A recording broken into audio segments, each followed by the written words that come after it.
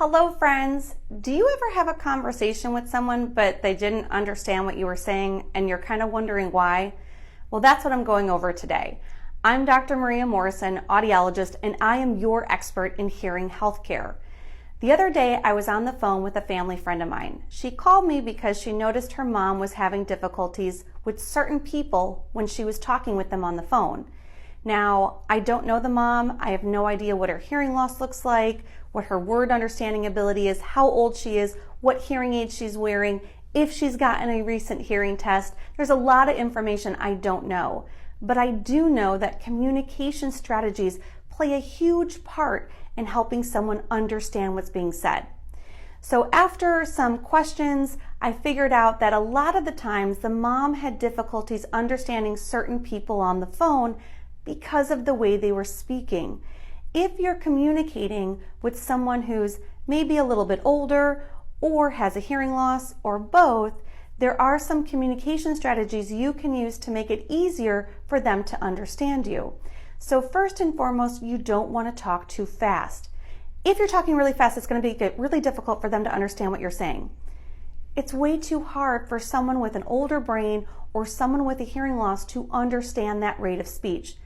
Now, you don't have to talk like this. That would drive me crazy. You just need to talk a little bit slower. Make sure you're enunciating so they can understand what you're saying.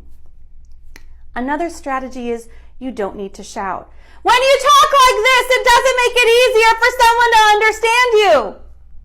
When we shout, it can cause distortion to the sound. It also exaggerates our lip movements and the sounds coming from our mouth, and so it can make it harder for someone to understand. Loudness does not always equal clarity, people. So talking at a normal level, at a somewhat slower rate of speech, can make a huge difference.